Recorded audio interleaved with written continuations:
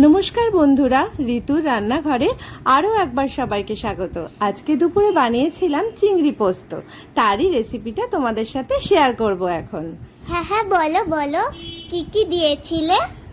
কি আর দেব, এই যে গুঁড়ো মশলাগুলো, হলুদ গুঁড়ো, জিরে গুঁড়ো, ধনে গুঁড়ো, লঙ্কা গুঁড়ো আর গোটা গরম মশলা, এই ব্যাস বেসিক গুঁড়ো মশলাগুলো। আর দিয়েছিলাম আদা রসুন বাটা অল্প খানিকটা, আর বেশ খানিকটা পোস্ত বাটা, কারণ নামই তো এর চিংড়ি পোস্ত, সেই জন্য পোস্তটা একটু বেশি দিয়েছিলাম। আর একটুখানি কুচনো ধনে পাতা আর টমেটো কুচি, আর তার সাথে পেঁয়াজ কুচিও। হ্যাঁ, তারপর কি করলে? তারপর আর কি, গ্যাসটা জ্বালিয়ে কড়া বসিয়ে দিলাম। কড়াটা গরম হতেই তাতে সর্ষের তেল দিয়ে দিলাম। সর্ষের তেল দিয়ে চিংড়ি মাছগুলোকে বেশ করে ভেজে নিলাম লাল লাল করে।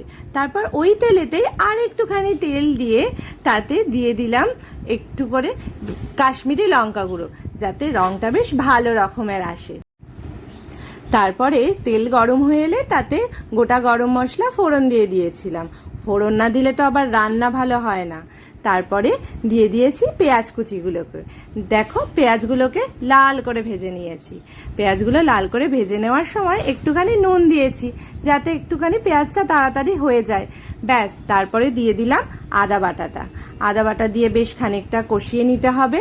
আর তারপরে দিয়ে দিয়েছি রসুন বাটা আর পুরো পোস্ত বাটাটা, সবটাই দিয়ে দিয়েছি, কিন্তু কোনো রকম কার্পণ্য করিনি এখানে।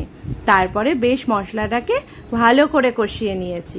তারপর যা যা গুঁড়ো মশলা ছিল প্রথমে বলেছি, সেই গুঁড়ো মশলাগুলোকে এক এক করে সব কটাই দিয়ে দিয়েছি।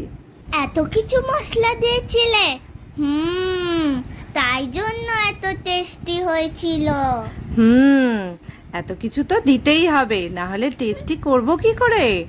ব্যাস, আর তার সাথে দিয়ে দিয়েছি তারপরে বেশ করে কষিয়ে নিয়ে টমেটো কুচি আর একটু সামান্য চিনি। হ্যাঁ, এরপরে কিন্তু আর একটা জিনিস অ্যাড করেছি, একটু হাফ কাপ মতো দুধটা নর্মাল টেম্পারেচারের দুধই অ্যাড করেছি।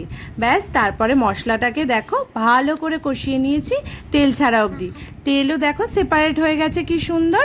তারপরে আস্তে আস্তে দিয়ে দিয়েছি জল পরিমাণ মতো। আর পরিমাণ মতো নুনটাও কিন্তু একটু চেক করে দেখে নিও অবশ্যই। আর চেরা কাঁচা লঙ্কা দিতে কিন্তু ভুলো না। ঝোলটা ফুটে উঠলে দিয়ে দিয়েছি ভেজে রাখা চিংড়ি মাছগুলোকে। ব্যাস, আর কি, একটু গামাখা হয়ে এলেই আমাদের চিংড়ি পোস্ত কিন্তু রেডি হয়ে যাবে। আর ঘি গরম মশলা?